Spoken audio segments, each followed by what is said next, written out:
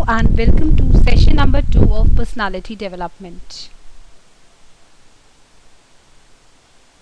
In this we are going to cover self-development, determinants of personality, theories of personality development, stages of personality development and psychosocial theory of personality.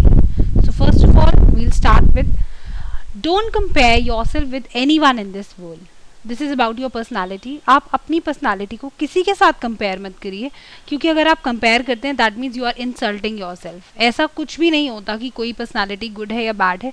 हर एक इंसान में, हर एक personality में दोनों traits होते हैं. ये हमारे ऊपर डिपेंड करता है कि हम उन ट्रेट्स को कैसे इन्वॉल्व करते हैं अपनी पर्सनैलिटी में, और कैसे अपनी वीकनेसेस को स्ट्रेंथ में बदलते हैं, और कैसे अपने थ्रेट्स को अपॉर्चुनिटीज़ में बदलते हैं.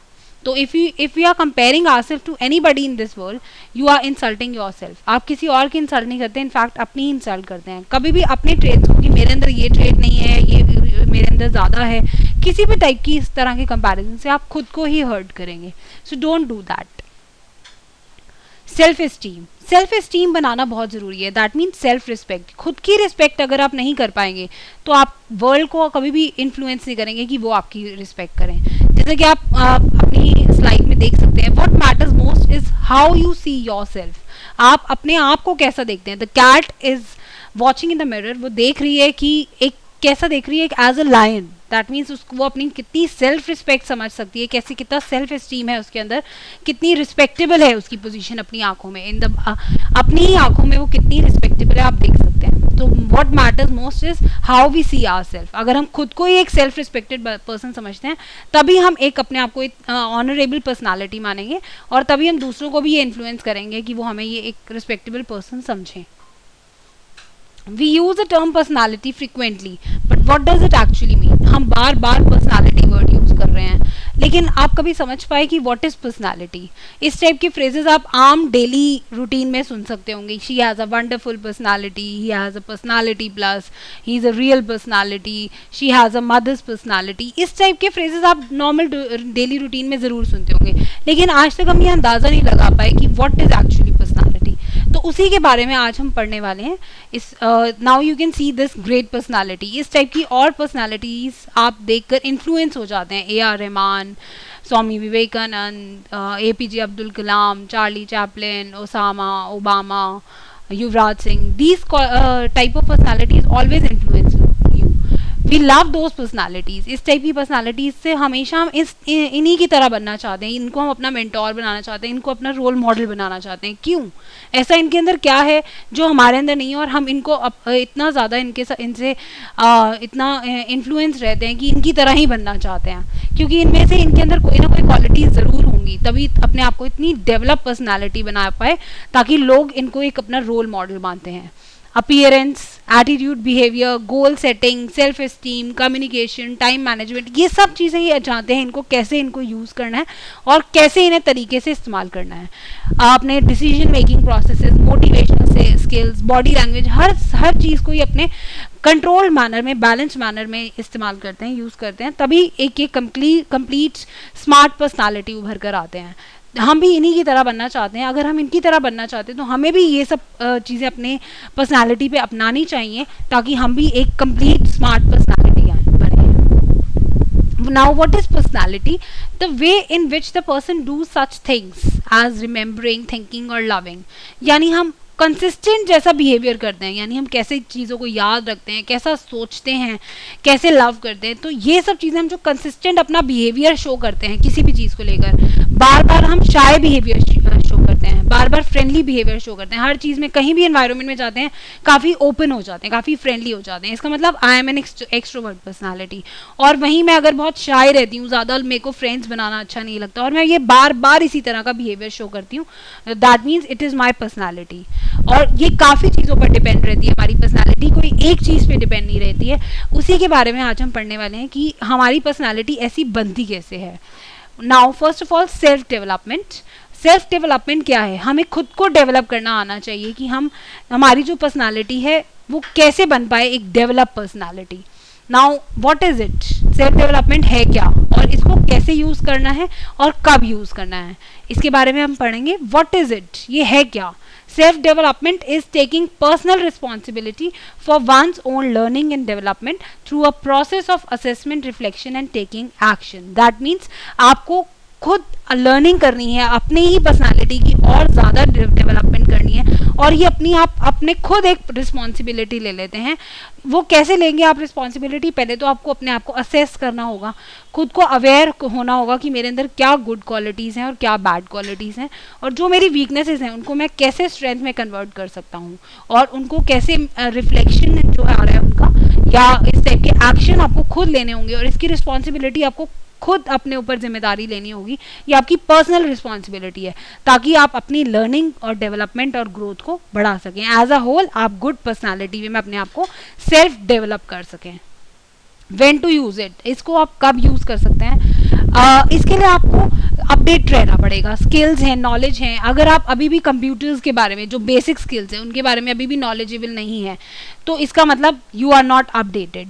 इनके लिए आपको, अगर आपको एक कंप्लीट पर्सनालिटी बनानी है, तो जो भी फ्यूचर में ग्रोथ हो रही है, जो भी नई से नई टेक्निक्स आ रही हैं, जो भी एनवायरनमेंट में चेंजेस आ रहे हैं, उन सब चीज़ों को लेकर आपको अपडेट रहना पड़ेगा to determine future career directions, ताकि आपको अपने फ्यूचर को लेकर भी, करियर को लेकर काफ़ी एक डिटर्मिन्ड रहना पड़ेगा कि मुझे क्या करना है और कहाँ जाना है, किस डायरेक्शन में जाना है। इन सबको आप अगर जान पाएंगे, अच्छे से इन सब चीज़ों के ऊपर वर्क करेंगे, तभी अपने आप को एक कंप्लीट डेवलप्ड पर्सनालिटी बना पाएंगे। Now how to use it. अब आप कहेंगे कि अब सेल्फ डेवलपमेंट तो करना है, लेकिन करना कैसे है इसके लिए हमें क्या करना होगा?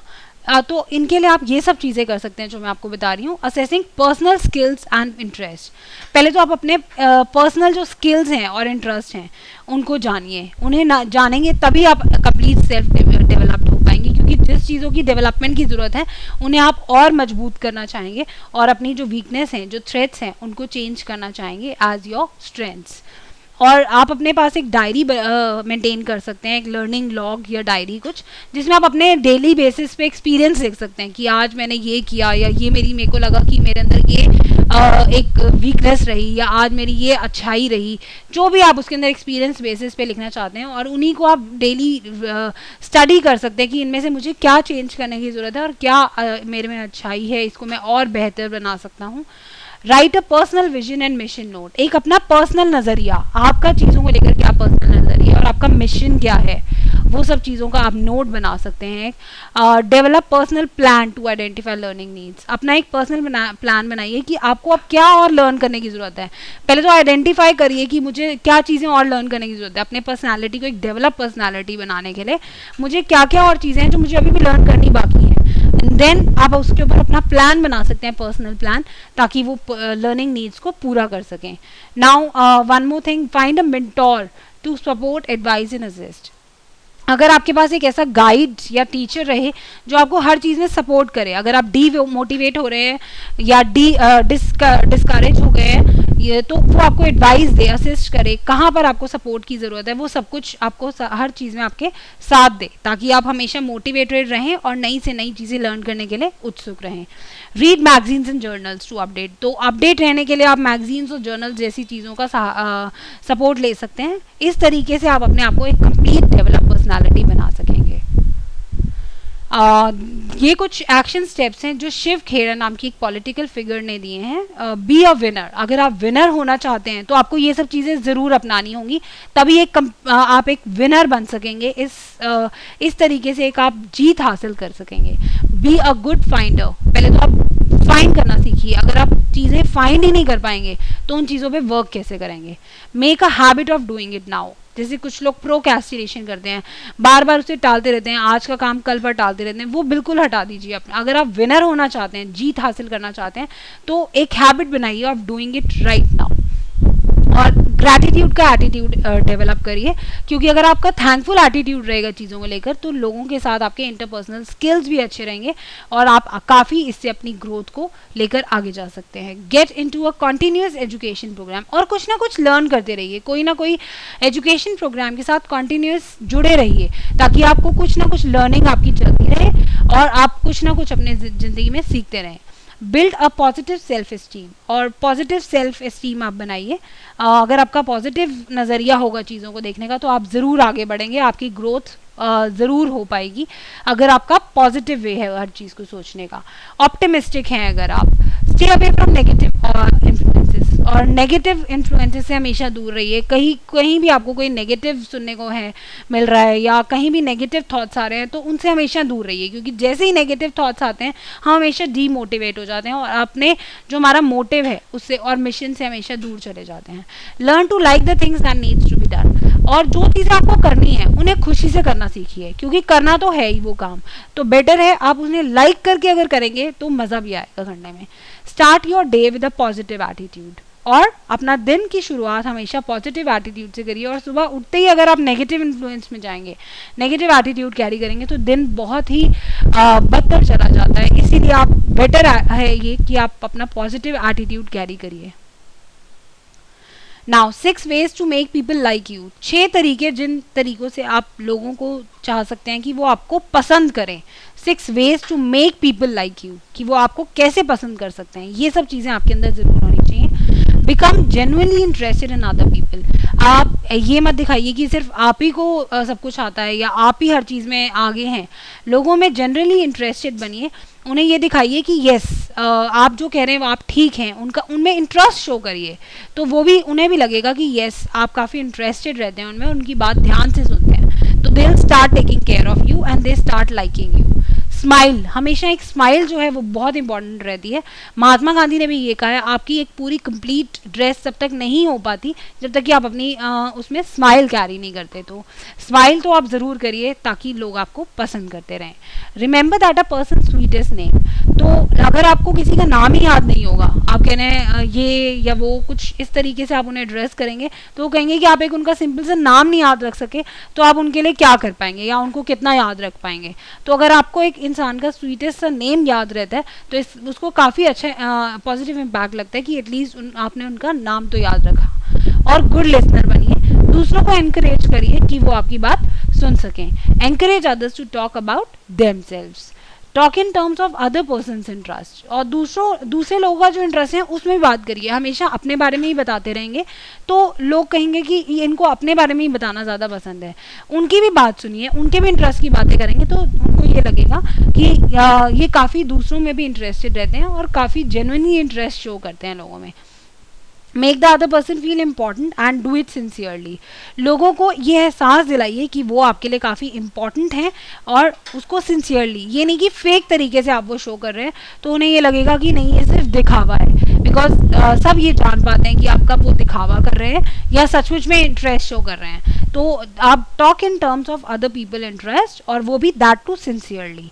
अगर आप दूसरे को इंटरेस्ट शो कर रहे हैं, उसको इंपॉर्टेंट फील करा रहे हैं तो आप सिंसियर वे में करिए। Now win people to your way of thinking, आप अपना नज़रिया अगर उन्हें बताना चाहते हैं, अपना वे ऑफ थिंकिंग आप जो उनको विन करना चाहते हैं, तो only way to get the best of an argument is to avoid it. आप बस जो भी अगर आर्ग्यूमेंट हो भी रहा है तो उसका सबसे बेस्ट तरीका है उसको हटाने का कि आप उसे अवॉइड कर दीजिए। अगर आप जितना आर्ग्यूमेंट में पढ़ेंगे उतनी ज़्यादा लड़ाई बढ़ेगी और उतना ज़्यादा कॉन्फ्लिक्ट क्रिएट होगा, इशू क्रिएट होगा। सो बेटर है अगर आप उनके ऊपर अपने थिंकिंग बताना चाहते हैं कि क्या है और आर्ग्यूमेंट क्रिएट हो रहा है तो बेटर है आप इसे अवॉइड कर दीजिए। Give respect to other persons opinion, और दूसरों का भी ओपिनियन, जैसे मैंने आपको बताया, दूसरों को भी ओपिनियन एंड ट्रस्ट को एक इम्पॉर्टेंस देनी चाहिए, उनकी रिस्पेक्ट करनी चाहिए। ये कभी किसी को कहना कि यू आर रॉन्ग बहुत गलत बात है, क्योंकि इससे हमेशा वो डीमोटिवेट हो जाएगा और उसको कभी अच्छा नहीं लगेगा कि कोई आपका नज़रिया हमेशा ठीक है और उसका गलत है, ये हो नहीं सकता। तो कभी भी किसी को ये मत कहिए कि यू आर रॉन्ग। अगर इससे ये होगा कि उनको लगेगा कि ये मेरी कभी रिस्पेक्ट नहीं करता। इफ़ यू आर रॉन्ग, अगर आपसे भी हो सकता है कभी गलती हो जाए किसी केस में, और अगर आप गलत हैं तो उसे ज़रूर एडमिट करिए, क्योंकि एडमिट करना सबसे बड़ी बात होती है। ऐसा कोई नहीं है कि जिसे गलती ना हो, human is always full of follies.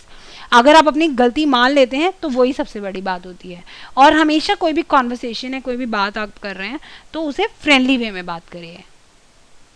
Now some more tips for winning people to your way of thinking, अपनी वे ऑफ थिंकिंग लोगों तक पहुंचाने के लिए कि वो आपसे इन्फ्लुएंस हो, तो क्या कुछ और है नज़रिए, कुछ व्यूज़ हैं आपके लिए, let the other person do a great deal of talking, उनको भी बात करने का मौका दीजिए और उनकी बात करने के ढंग से आप ये निकालिए कि उनकी वेवलेंथ क्या है, वो किस तरीके से सोचते हैं, उनका क्या नज़रिया है चीज़ों को देखने का, और उसी नज़रिए से उनके साथ आप बात करिए।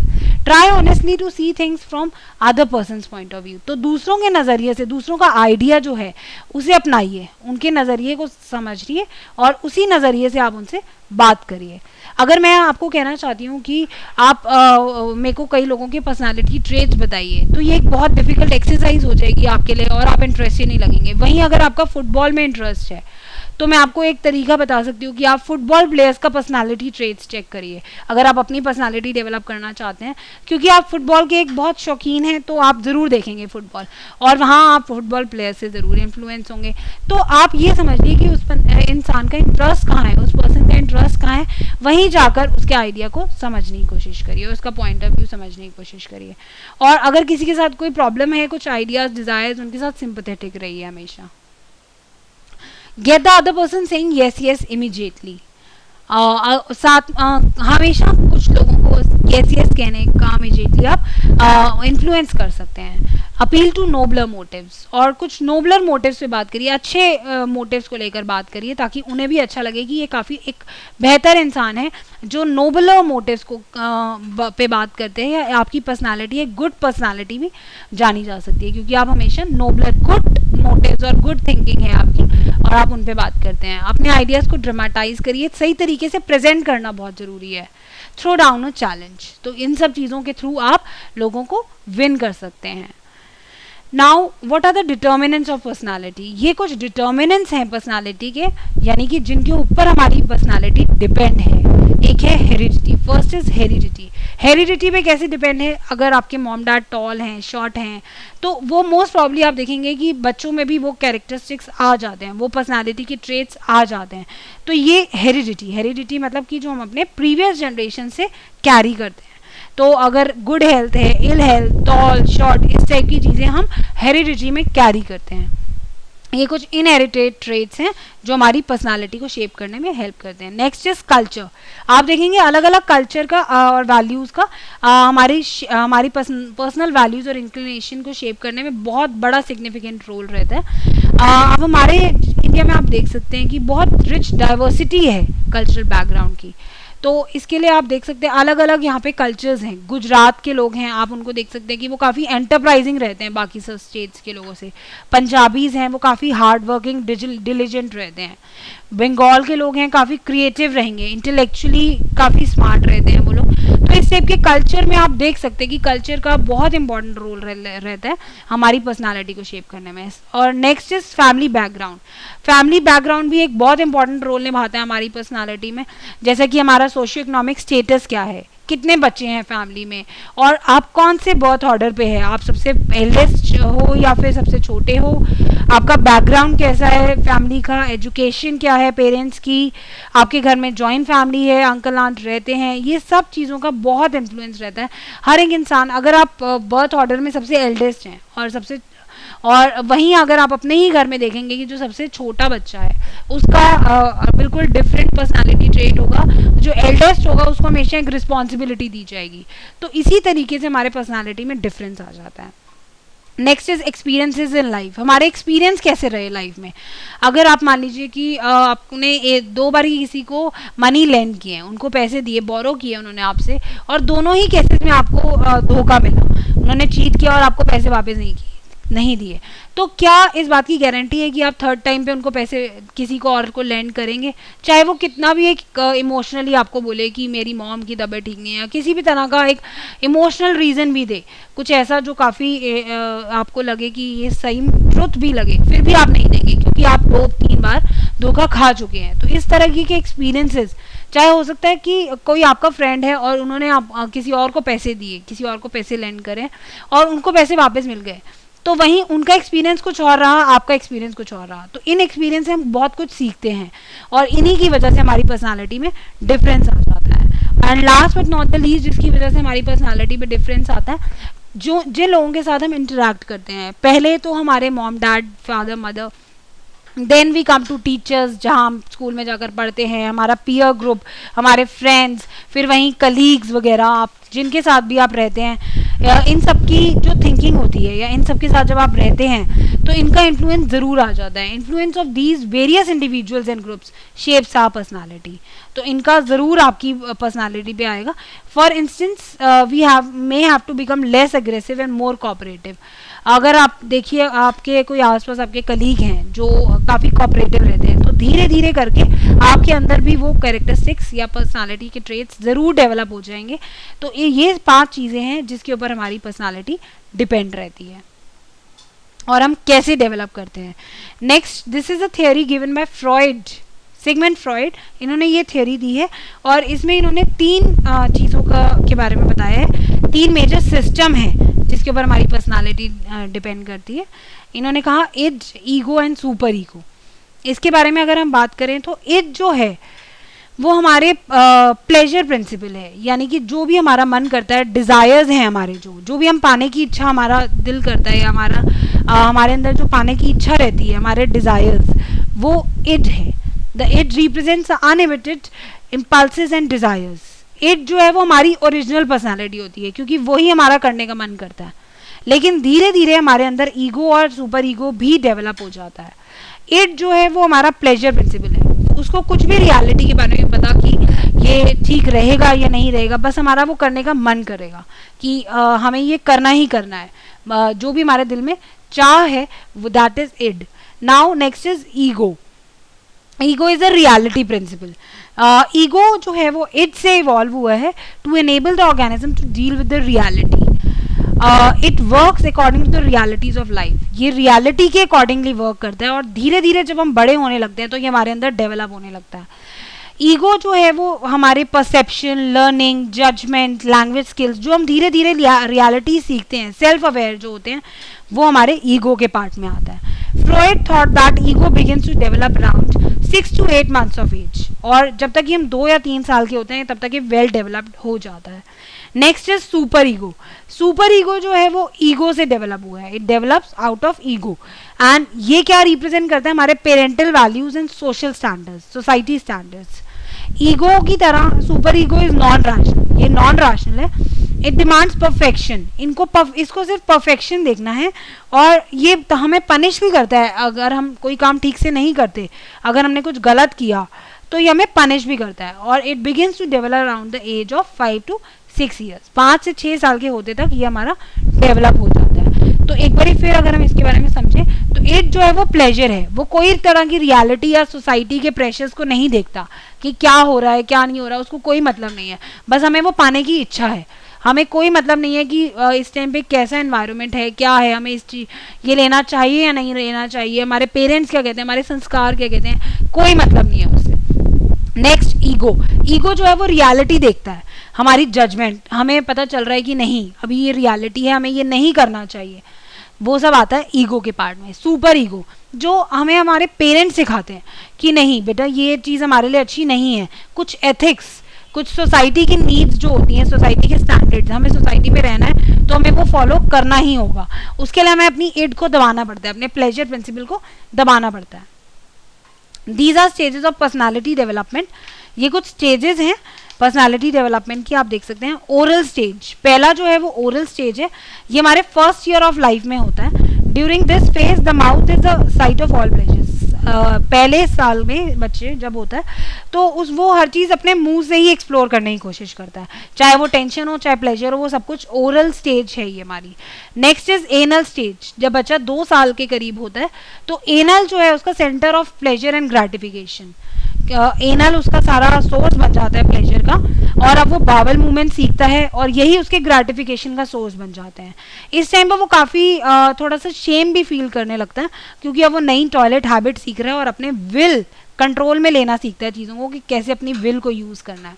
Next is phallic stage. ये 3rd ईयर है और ये 3rd ईयर से शुरू होकर 6 to 7 years तक चलता है. इस टाइप पे जेनाइटल्स हमारे ग्रेटेस्ट सेक्सुअल प्लेजर के सोर्स रहते हैं और ये स्टेज है जब बॉयज़ एंड गर्ल्स जो बच्चा है वो ईडिपस कॉम्प्लेक्स जो है वो बॉयज़ में होता है, इलेक्ट्रा कॉन्फ्लिक्ट इन गर्ल्स। इसमें क्या है, अकॉर्डिंग टू फ्रॉइड वो कहते हैं कि जो बॉय है वो एक अपने ऑपोजिट सेक्स के पेरेंट के साथ कंपटीशन होने लगता है, उसको स्ट्रॉन्ग फीलिंग ऑफ हॉस्टिलिटी होने लगती है, और वहीं उसको स्ट्रॉन्ग अट्रैक्शन होने लगता है अपने ऑपोजिट सेक्स के पेरेंट्स के साथ, और सेम सेक्स के पेरेंट के साथ उसको काफ़ी कंपटीशन की भावना आ जाती है। मान लीजिए अगर एक लड़का है तो उसको अपने फादर के साथ काफ़ी जो उनके सेम सेक्स के हैं तो उनके साथ उनको काफ़ी कंपटीशन रहता है, वो अपने आप को बेटर प्रूव करने लगते हैं अपनी मॉम के सामने कि वो अपने फादर से काफ़ी बेटर हैं।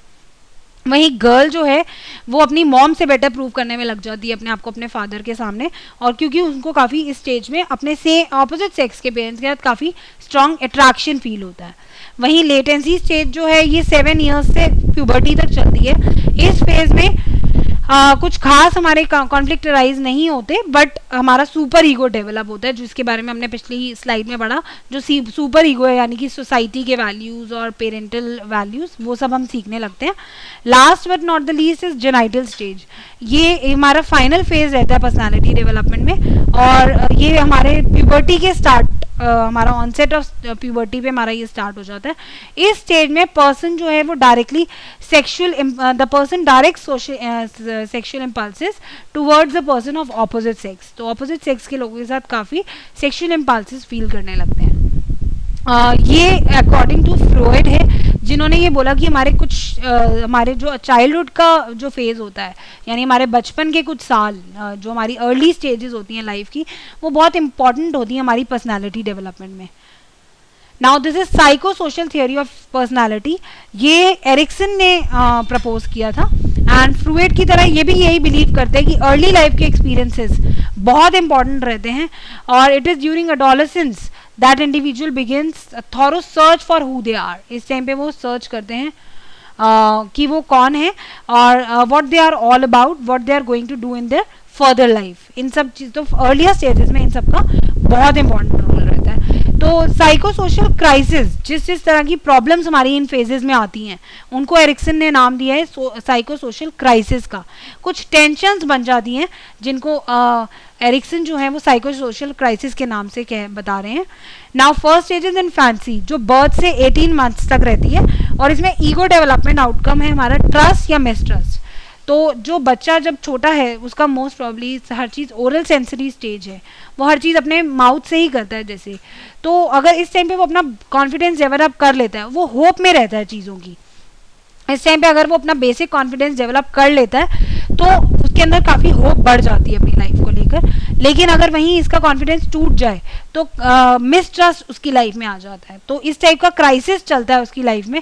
अगर तो उसने ये स्टेज ठीक से पार कर लिया तो वो ट्रस्ट बना लेता है, और अगर नहीं कर पाया तो काफ़ी मिसट्रस्ट और फेथ वगैरह उसका टूट जाता है चीज़ों को लेकर, और सिग्निफिकेंट रिलेशन रहता है उसकी मदर के साथ। Next stage is early childhood, जो 18 मंथ से 3 इयर्स तक रहता है।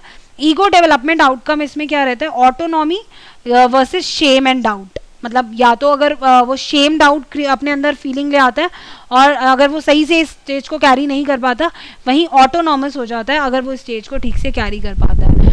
और उसके साइकोसोशल वर्च्यूज के रहते हैं विल डिटर्मिनेशन, क्योंकि अब इस स्टेज में हमने जैसे पढ़ा था कि वो अपने विल को कंट्रोल करना सीखता है। टॉयलेट की नई वो अपने टॉयलेट हैबिट सीखता है, और सेंस ऑफ ग्रेटिफिकेशन होता है उसको इन सब चीज़ों से। अगर वो इन सब चीज़ इस स्टेज को ठीक से पार कर लेता है तो ऑटोनॉमस हो जाता है। वहीं अगर इस टाइप पे उसको सही तरीके का ना ट्रेनिंग मिले और इस सब चीज़ों में वो काफ़ी शेमफुल उसको फीलिंग होती है, तो अगर वो ना कर पाए तो उसका काफ़ी सेल्फ एस्टीम काफ़ी लो हो जाता है एज अ रिजल्ट। और सबसे उसका फेथफुल सिग्निफिकेंट रिलेशनशिप रहता है अपने पेरेंट्स के साथ। उसके बाद प्ले एज, नेक्स्ट ये प्ले एज जो है प्री स्कूलर यानी कि 3 to 6 ईयर्स तक ये रहती है। और इस स्टेज में ईगो डेवलपमेंट आउटकम जो है वो इनिशिएटिव वर्सेस गिल्ट, या तो वो इनिशिएशन लेने की उसके अंदर क्षमता आ जाएगी या फिर वो गिल्ट में से भर जाएगा। और इसमें बेसिक स्ट्रेंथ उसका क्या रहता है, पर्पस, क्योंकि अब वो जानना चाहता है कि वो यहाँ पर आया क्यों है। वाई जैसा वंडरफुल क्वेश्चन उसकी लाइफ में जुड़ जाता है, और वो एक्सपेरिमेंट करना चाहता है what it means to be an adult. Adult बनने से कैसा फील होता है, और वो छोटी छोटी स्टोरीज बनाने लगता है अपनी बारबी या केन टॉय फोन्स में मिनिएचर कार्स के साथ। वो एक बड़े की लाइफ, एडल्ट की लाइफ जीना चाहता है। और इस टाइम पे वो इडिपल कॉम्प्लेक्स, जैसा कि मैंने आपको पिछली स्लाइड में बताया, इडिपल कॉम्प्लेक्स जो है ऑपोजिट सेक्स के पेरेंट के साथ अट्रैक्शन और सेम सेक्स के पेरेंट के साथ काफ़ी कंपटीशन जैसी भावना उसके अंदर आ जाती है। नेक्स्ट है school age child, 7 to 12 years की एज में ये होता है इंडस्ट्री वर्सेस इंफीरियोरिटी, यानी कि अगर ये स्टेज में वो कामयाब हो जाता है तो वो इंडस्ट्रियस हो जाएगा काफ़ी ज़्यादा, उसके अंदर एक नए स्किल्स वो सीख जाता है, नई नई बातें केपेबल हो जाता है लर्निंग करने के, तो ये उसके लिए इंडस्ट्री रहेगी, he develops a sense of industry, क्योंकि ये एक सोशल स्टेज ऑफ डेवलपमेंट है, क्योंकि अब वो बाहर जाने लगा है, स्कूल जाने लगा है, वहाँ उसके नए लोग फ्रेंड्स बनने लगे हैं नेबरहुड में, स्कूल में। तो अगर इस टाइम पे वो अपनी इस स्टेज को सही से नहीं जी पाता, इसमें कोई भी तरह के उसके क्राइसिस आ जाते हैं, तो वो इन्फीरियोरिटी कॉम्प्लेक्स अपने अंदर ले आता है, उसकी काफ़ी लो सेल्फ एस्टीम हो जाती है। अगर उसको ये भावना आ जाएगी जो उसका फ्रेंड है वो किसी चीज़ में उससे ज़्यादा बेहतर है, तो इस टाइप के वो इन्फीरियोरिटी कॉम्प्लेक्स अपने अंदर ले आता है। और इस टाइम पे उसकी सबसे सिग्निफिकेंट रिलेशनशिप रहती है नेबरहुड एंड स्कूल, और उसका सबसे इंपॉर्टेंट वर्च्यू इस टाइम पे कॉम्पिटेंस, क्योंकि वो अपने आप को कंपेयर करने लगता है। नेक्स्ट इज एडोलेसेंस, जो 12 से 18 ईयर्स की एज में रहता है, और इस टाइम पे ईगो आइडेंटिटी रहती है, यानी कि आप अपने आप को विदड्रॉ करते हो रिस्पॉन्सिबिलिटी से, क्योंकि इस टाइम पे आप ना तो एक चाइल्ड हो ना एडल्ट हो, और अब life is definitely getting more complex. अब इस टाइम पे आपकी लाइफ थोड़ी कॉम्प्लेक्स होने लगती है, क्योंकि आप अपनी आइडेंटिटी को लेकर स्ट्रगल करने लगते हो, सोशल इंटरेक्शंस को लेकर, मॉरल इश्यूज को लेकर आपकी लाइफ में काफ़ी एक्सपीरियंस करते हो आप रोल कन्फ्यूजन। तो इस टाइम पे आपकी ईगो आइडेंटिटी और रोल कन्फ्यूजन जैसी प्रॉब्लम रहती है। अगर आपकी स्टेज ठीक से आप कर लेते हैं फॉलो, तो ईगो आइडेंटिटी जैसी आपके साथ हो जाती है कि आप अपनी ईगो को पहचान पाते हैं। वहीं अगर आप नहीं कर पाते इस स्टेज को सही तरीके से कैरी, तो आपको अपने रोल को लेकर काफ़ी कन्फ्यूजन रहता है। और इसमें आपके वर्च्यूज़ रहते हैं फिडिलिटी और लॉयल्टी, क्योंकि आप इसमें लॉयल्टी डिमांड करते हैं कि आपके जो फ्रेंड्स हैं, पीयर ग्रुप जिनके साथ आपका सिग्निफिकेंट रिलेशन है, वो आपको लॉयल रहें आपके साथ। अगर इस टाइम पे आपको धोखा मिल जाता है तो काफ़ी आपको रोल कन्फ्यूजन हो जाता है। नेक्स्ट इज यंग एडल्ट, जो 20s तक रहता है ऑलमोस्ट। इसमें आप काफ़ी इंटीमेट होने की कोशिश करते हैं और आप अपना कोई पार्टनर ढूंढते हैं, कंपेनियन इन लव। और इस टाइम पे you try to find mutually satisfying relationships, वो आप मैरिज या फ्रेंड्स के थ्रू ढूंढने की कोशिश करते हैं और अपनी लाइफ स्टार्ट करने की, आपका you start feeling like having a family. और इस एज में लोग कपल्स जो है वो start push back for many couples. इस टाइम पे आप काफ़ी पुश बैक हो जाते हैं अगर आपको अपना सही लाइफ पार्टनर नहीं मिल पाता, और काफ़ी लेट 30s तक अगर इसी तरह टाइप का फॉलोअप होता रहता है, तो आपकी ये वाला स्टेज आप ठीक से कैरी ना होने की वजह से आप काफ़ी अपने आप को आइसोलेटेड फील करते हैं, आप काफ़ी डिस्टेंस फील करते हैं और लोगों से आप अलग अलग रहना शुरू कर देते हैं। वहीं अगर आपको एक अच्छा लाइफ पार्टनर मिल जाता है तो आप काफ़ी इंटीमेट होते हैं और सुपीरियर फील करने लगते हैं। इसमें आपका सिग्निफिकेंट रिलेशन आपके फ्रेंड्स के साथ और आपका जो मैरिटल पार्टनर है उसके साथ भी रहेगा, और साइको सोशल वर्च्यूज आपके लव रहेंगे। इसमें मिडिल एडल्टहुड जो आपके 20 से 50s तक रहेगा, इसमें आप ईगो आपका डेवलपमेंट आउटकम जनरेटिविटी और वर्सेस सेल्फ एब्जॉर्प्शन, यानी कि इस टाइम पे आप रिस्पॉन्सिबल होने लगते हैं, क्योंकि अब आप लव एंड ऑल उससे बाहर निकल के अब आपके बच्चे हैं और उनको आपने पालना है, टेमिंग द किड्स, आपके ऊपर काफ़ी रिस्पॉन्सिबिलिटीज़ आ जाती हैं। अब आपका मेन टास्क रहता है आप कंट्रीब्यूट करें बेटरमेंट ऑफ सोसाइटी के लिए। इसको एरिक्सन ने नाम दिया जनरेटिविटी का। And when we are in this stage we often fear inactivity and meaninglessness. अगर हम इस स्टेज को ठीक से कैरी नहीं कर पाते तो हमें काफ़ी मीनिंगलेसनेस का भी डर रहता है, क्योंकि अगर हमारे इस टाइम में बच्चे घर छोड़ के चले जाएं या हम रिलेशनशिप ठीक से कैरी ना कर पाएँ तो इन्हें मिड लाइफ क्राइसिस के नाम से जानते हैं। और इस टाइम में हमारा सिग्निफिकेंट रिलेशनशिप रहता है work place, community and family. और अगर हम ये कैरी नहीं कर पाते ठीक से तो हमें सेल्फ एब्जॉर्प्शन होता है, हम खुद ही अंदर अपने आप को एब्जॉर्ब करने लगते हैं। और साइको सोशल वर्च्यूज हमारे रहते हैं केयर, हम काफ़ी केयरफुल हो जाते हैं और केयर करने लगते हैं अपने बच्चों की, आसपास के लोगों की जिनके साथ हम जुड़े हैं। ओल्ड एडल्ट जिसमें आप 50s और बियॉन्ड से रहते हैं, इस एज में कुछ लोग तो मानते हैं कि उन्होंने अपनी लाइफ बहुत अच्छे से जी है, अब उन्हें किसी और चीज़ की जरूरत नहीं है और वो काफ़ी कंटेंटेड और हैप्पी फील करते हैं और फुलफिल्ड फील करते हैं। तो इसे नाम दिया है एरिक्सन ने एज इंटेग्रिटी। वहीं कुछ लोग कहते हैं उनको बार बार अपनी ज़िंदगी में जब फेलियर मिला और काफ़ी एक्सपीरियंसेस उनके ऐसे रहे जिसमें उनको काफ़ी फेलियर टाइप का परसीव उन्होंने किया, जिसकी वजह से अब उन्हें डर हो जाता है अपनी डेथ का, क्योंकि उन्हें ऐसा लगता है कि हमारी लाइफ में हम कुछ भी अच्छा नहीं कर पाए, और वो अपने आप से बार बार यही क्वेश्चन करते हैं कि was a trip worth it, कि क्या हमारी ट्रिप ये वर्थ थी भी या नहीं।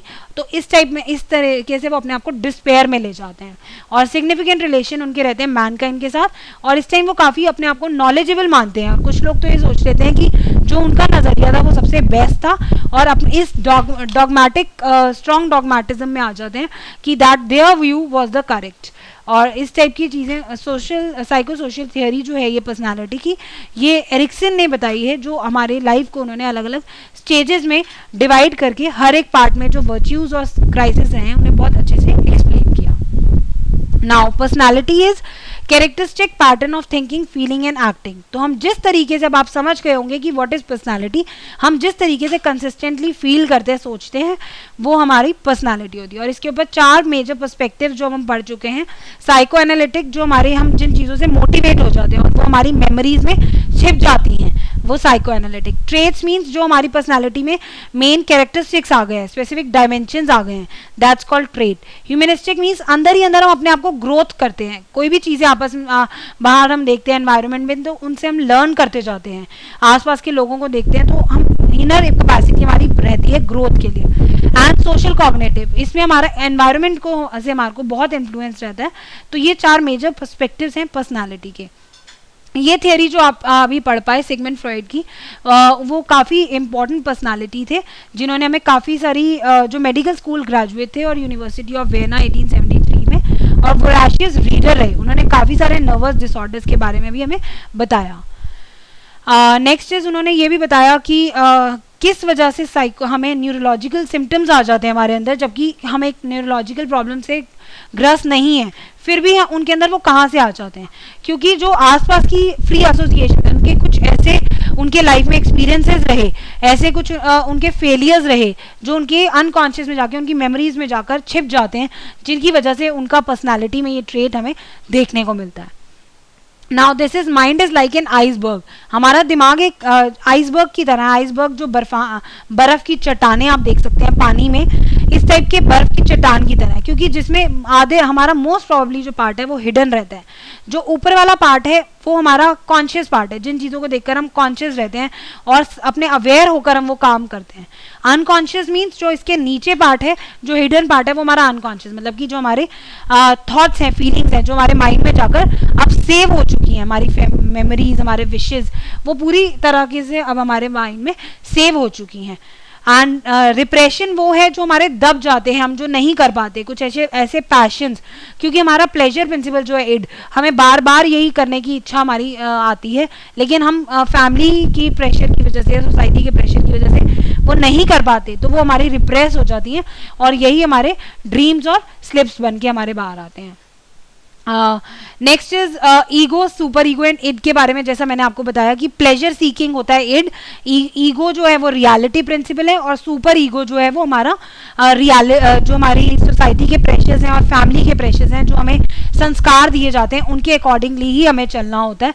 तो इस टाइप की, अगर हम इड, आप देख सकते हैं कितने ज़्यादा पार्ट में है, क्योंकि इट जो है वो हमें बार बार प्लेजर हमें प्रिंसिपल है, और एक एनर्जी है जो कॉन्स्टेंटली हमारे को सेटिस्फाई करने की ज़रूरत होती है। एक एनर्जी है constantly striving to satisfy basic drives, हमारी जो बेसिक ड्राइव है वो बार बार हमें एक कांस्टेंट एक एनर्जी है जो हमें बार बार दिखाती रहती है, तो वो प्लेजर प्रिंसिपल। ईगो जो है वो हमारे, मैंने आपको बताया जैसे रियलिटी प्रिंसिपल, हमें रियलिटी देखनी पड़ती है, हमें अवेयर होना पड़ता है, हमारी जजमेंट।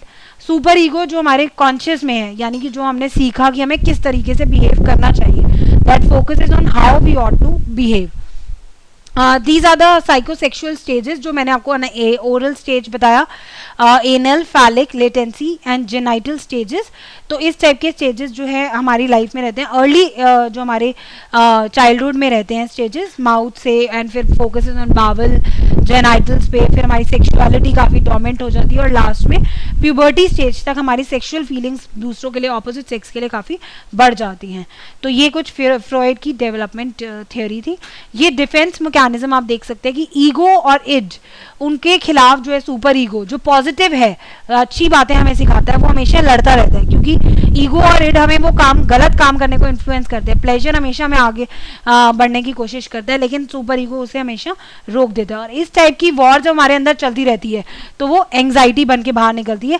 ईगो हमेशा अपने आप को डिफेंस मैकेनिज्म के थ्रू प्रोटेक्ट करता रहता है, और यही हमारे जो प्लेजर प्रिंसिपल्स पूरे नहीं हो पाते वो हमारे लिए एंग्जाइटी क्रिएट करते हैं। रिप्रेशन का मतलब आप holding back yourself from expressing your feelings and thoughts, अपने आप को रोक लेना अपने फीलिंग्स और थॉट्स को एक्सप्रेस करने से। Regression is feeling expressed back, आप जो फीलिंग एक्सप्रेस कर चुके हैं और अब अपने वापस नॉर्मल मूड में आ गए हैं। Reaction formation means reacting not in accordance to situation because of ego, ego की वजह से आप सही तरीके से बिहेव नहीं कर पाते। Projection is attributing threatening impulses to others. Rationalisation, rationalisation मतलब कि खुद को आप सेल्फ जस्टिफाई करते हैं कि आप ये क्यों नहीं कर पाए, आपको खुद को पता है, आप रियल रीजन को छुपाने की वजह से आप अपने आप को सेल्फ जस्टिफाई करते रहते हैं। Displacement is diverting your mind to things which are acceptable, जो एक्सेप्टेबल थिंग्स हैं उस तरफ अपने आप को मोड़ लेते हैं, क्योंकि आपको पता है ये चीज़ें मैं नहीं कर सकता। Sublimation is expressing your unacceptable feeling in a socially unacceptable manner. Now अपने आप को अगर आप एसेस करना चाहते हैं, अपनी अनकॉन्शियस को एसेस करना चाहते हैं, तो उसके लिए ऑब्जेक्टिव और प्रोजेक्टिव टेस्ट रहते हैं। ऑब्जेक्टिव टेस्ट जो है वो आपके सिर्फ कॉन्शियस, यानी कि अभी आप अवेयर है जिन चीज़ों को लेकर, उन्हीं को कर पाएंगे। वहीं प्रोजेक्टिव टेस्ट जो है वो आपके अनकॉन्शियस, यानी कि आपकी मेमोरीज में क्या छुपा है, आपके थॉट्स क्या हैं, आप एक्चुअली में कंसिस्टेंटली बिहेव किस चीज़ कैसे करते हो, वो जान पाएंगे। इसके लिए आपका थीमेटिक एपर्सेप्शन टेस्ट और रोस्टैक इंक ब्लॉट टेस्ट रहता है। और कई लोग जो है फ्रॉइड की थ्योरी को गलत भी मान रहे हैं इस टाइम पे। कुछ करंट रिसर्चेस हैं जो कि ये मानती है कि फ्रॉइड के जो आइडियाज थे कि हमारी अर्ली डेवलपमेंट जो है, अर्ली स्टेजेस में, चाइल्डहुड में ही हमारा डेवलपमेंट होता है, ये कुछ लोग गलत मानते हैं। और वो जैसे फ्रॉइड कहते थे कि हमारा स्लिप ऑफ टंग जो है वो हमारे अर्ली डेवलपमेंट में जैसा हुआ चाइल्डहुड में वैसा ही होता है, लेकिन और ड्रीम्स जो है हमारा अनकॉन्शियस ड्राइव और विशेज है। इन चीज़ों को कई लोगों ने कॉन्ट्राडिक्ट किया है करंट रिसर्चेस के अकॉर्डिंगली, क्योंकि ये माना जा रहा है कि थियोरी जो है वो हाइपोथेसिस पे बेस्ड होती हैं। लेकिन फ्रॉइड की जो ये थियोरीज हैं उन्होंने जो इंटरप्रिटेशन किया, उन्होंने जो अपने पेशेंट को फ्री एसोसिएशन या उनके ड्रीम्स या स्लिप ऑफ टंग के ऊपर जो भी उन्होंने रिकलेक्ट किया, उनकी अपनी इंटरप्रिटेशन है। तो ये माना जा रहा है कि इस तरह की री इंटरप्रिटेशन या रिकलेक्शन से हम किसी के बिहेवियर या ट्रेट्स को नहीं पहचान सकते। तो इसीलिए फ्रॉइड की थियोरी को कई लोग ठुकरा रहे हैं इस टाइम पे, और इसके लिए ये माना जा रहा है कि हमें एक पर्टिकुलर टाइप ए या टाइप बी, दो तरीके की पर्सनालिटी में अपने आप को डिवाइड कर सकते हैं, ट्रेट्स जो हैं जिन्हें हमने मान रहे हैं। इसके लिए मायर ब्रिग्स टाइप इंडिकेटेड है, और 126 क्वेश्चंस का ये टेस्ट होता है जिसके थ्रू हम अपने आप को दो टाइप की पर्सनालिटी में डिवाइड कर सकते हैं, या तो टाइप ए या टाइप बी। उनके लिए आपको 2-3 जेनेटिकली डिटर्मिन्ड डायमेंशंस होने चाहिए। ये थियोरी का नाम है एक्सपेंडेड सेट ऑफ बिग 5, यानी बिग 5 थियोरी है जिसे आप देख सकते हैं। इसमें अगर आप फर्स्ट वाला देखें तो काम, एंग्शियस, आप काम हैं या एंग्शियस रहते हैं, बेचैन रहते हैं। वहीं सिक्योर हैं या इनसिक्योर फील करते हैं। अगर आप इनमें काम और सिक्योर बताएं तो इसका मतलब you are emotionally stable, type A personality हो गए आप। वहीं अगर आप अपने आप को एंग्शियस और इनसिक्योर, 2-3 अलग अलग ट्रेट से ही आपका कंप्लीट पर्सनालिटी का पता लग पाएगा। वहीं अगर आप सोशेबल और फन लविंग हैं तो इसका मतलब आप एक्सट्रोवर्ट हैं। और अगर आप बताते हैं कि आप रिटायरिंग हैं और काफ़ी सॉबर रहते हैं तो वहीं अपने आप को आप इंट्रोवर्ट मान सकते हैं। इमेजिनेटिव और इंडिपेंडेंट आपकी ओपननेस शो करेंगे। प्रैक्टिकल और कंफर्मिंग से ये पता लगेगा कि आप बहुत ही अपने आप में रहते हैं, ज़्यादा फ्रेंड्स बनाना आपको पसंद नहीं है। सॉफ्ट हार्टेड और ट्रस्टिंग फीलिंग्स आपकी अग्रीएबलनेस सिखाती है। वहीं आप चीज़ों को लेकर काफ़ी शक करते रहते हैं, रुथलेस रहते हैं, तो आप ये दिखाएगा कि आप हमेशा डिसअग्री रहते हैं चीज़ों को देखकर। कॉन्शियसनेस में आप ये बता सकते हैं आप ऑर्गेनाइज और केयरफुल रहते हैं, कॉन्शियस रहते हैं चीज़ों को लेकर, तो आप एक कॉन्शियस पर्सनालिटी हैं। वहीं डिसऑर्गेनाइज और केयरलेस होना इसका ऑपोजिट रहेगा। तो ये एक बिग 5 पर्सनालिटी जो है आपके कंप्लीट पर्सनालिटी को जानने का एक और नज़रिया है, एक और ट्रेट जिसे आप पहचान सकते हैं। इस रॉजर पर्सन की अपना एक पर्सपेक्टिव रहा। उन्होंने कहा कि सब लोगों में के अंदर गुड ट्रेट्स होते हैं, सिर्फ हमें राइट एनवायरनमेंट की ज़रूरत होती है। पॉजिटिव और नेगेटिव हर किसी के अंदर होते हैं, लेकिन हमारे को सिर्फ राइट एनवायरनमेंटल कंडीशंस नहीं मिल पाती जिसके अंदर हम फुल डेवलप नहीं कर पाते अपने पोटेंशियल्स। अगर आप खुद को अच्छे से जानना चाहते हैं तो क्वेश्चनियर्स या इस टाइप के पर्सनल एक्सपीरियंसेस के ऊपर थेरेपी करवा के आप अपने आप को इवैल्यूएट कर सकते हैं, एसेस कर सकते हैं। अगर आप ये सोचते हैं कि अजम्पशंस करना बिल्कुल ऑप्टिमिस्टिक जो है ये गलत है, कॉन्सेप्ट्स वेग रह जाते हैं, सब्जेक्टिव रहना गलत है, तो ये सब चीज़ों के थ्रू आप नहीं कर पाएंगे अपनी पर्सनैलिटी को ठीक से इवैल्यूएट। वहीं क्वेश्चनियर्स को से आप अपने सेल्फ कॉन्सेप्ट और अंडरस्टैंड कर पाएंगे अपने पर्सनल एक्सपीरियंसेस से। वो थेरेपी के दौरान आप ये सब चीज़ें अपने आप के बारे में जान सकेंगे। और इस में आपको ये बताया जा रहा है कि इन्वायरमेंट और इंटेलेक्ट का हमारे ऊपर बहुत फ़र्क पड़ता है। जैसे कि हमने पिछली स्लाइड में भी पढ़ा कि रॉजर ने जिस तरह से कहा कि एनवायरनमेंट का हमारे ऊपर बहुत फ़र्क पड़ता है। तो हम आसपास की ऑब्जर्वेशन से जो हम आसपास देख रहे हैं, फैमिली बैकग्राउंड हमने जैसे डिटर्मिनेंट्स में पढ़ा था, हमारी फैमिली, हमारे लोग जिनके हम पर्सनल इंटरेक्शन में रहते हैं, हमारे आसपास की चीज़ों का, एनवायरनमेंट का हमारे बिहेवियर पे बहुत फ़र्क पड़ता है। तो ये आप देख सकते हैं, हमारा इंटरनल वर्ल्ड और एक्सटर्नल वर्ल्ड मिलाकर हम खुद बनते हैं अस। तो पर्सनल और कॉग्निटिव हमारे अंदर के खुद के कैरेक्टर्स और बाहर के एनवायरमेंटल फैक्टर्स बनाकर हमारा टोटल बिहेवियर बनाते हैं। लेकिन हम अब कितना पर्सनली कंट्रोल हैं, यानी कि हम इंटरनल लोकस के हैं या एक्सटर्नल लोकस। इंटरनल मीन्स हम ये सोचते हैं कि हम हर चीज़ को खुद अपने तरीके से कर पाएंगे, यानी हम we can control our own destiny. या फिर एक्सटर्नल लोकस के हैं, यानी कि हम टोटली हर चीज़ डेस्टिनी पे छोड़ देते हैं, लक पे छोड़ देते हैं, फेट पे छोड़ देते कि जैसा होगा लक के अकॉर्डिंगली होगा, हमारा इसमें कोई भी हाथ नहीं है, हम अपने आप को किसी भी तरीके से बदल नहीं पाएंगे या हम किसी भी तरीके से कंडीशन को ठीक नहीं कर सकते। तो इसके थ्रू आप ये भी जान सकते हैं, ये एक्सपेरिमेंट आप कर सकते हैं ताकि आप जान पाएँ कि कैसे लोग हैं और उनके नोटिव इफेक्ट्स जान सकते हैं। आप लोगों के ऊपर एक्सपेरिमेंट करके कोरिलेट कर सकते हैं feelings of control with their behaviour, कि वो कैसा बिहेव करते हैं। मतलब इस टाइप की उनको कोई सिचुएशन देकर लोगों के ऊपर एक्सपेरिमेंट कर सकते हैं, आप ये जान सकते हैं कि वो किस टाइप का बिहेवियर शो करते हैं। कोई भी सिचुएशन होती है तो वो हर चीज़ अपनी डेस्टिनी में छोड़ देते हैं या उसमें से निकलने की खुद कोशिश करते हैं। Now this is the personal control and these are the outcomes. कभी कभी ऐसा भी होता है कि लोग जानबूझ के वो ऐसा नहीं करते, कुछ उनकी ज़िंदगी में ऐसे बैड इवेंट्स हो जाते हैं जो उनके कंट्रोल में नहीं होते और इसी वजह से उनका एक हेल्पलेस बिहेवियर क्रिएट हो जाता है और अपने ऊपर उनका कंट्रोल खत्म हो जाता है कि हम कुछ भी नहीं कर पाएंगे, सब कुछ डेस्टिनी के हाथ में है। तो इस टाइप का जनरलाइज वो हेल्पलेस बिहेवियर अपने अंदर कैरी कर लेते हैं। इस टाइप की चीज़ें आप नर्सिंग होम्स, प्रिजन्स, कॉलेजेस में जाके देख सकते हैं, जहाँ पे लोग बीमार पड़े हैं तो वो ये सोचते हैं कि हमारी डेस्टिनी में तो यही लिखा था और वो सब कुछ अपनी डेस्टिनी पे छोड़ सकते हैं। आप प्रिजन में आप देख सकते हैं जाकर, जहाँ सब कुछ लोग सब लक और फेट पे छोड़ देते हैं और ये भूल जाते हैं कि हमारे हाथ में कुछ भी नहीं है, और क्योंकि ये अनकंट्रोलेबल बैड इवेंट्स थे जो उनकी लाइफ में आ गए और उनके ऊपर उनकी वजह से उनका ऐसा नज़रिया बन गया।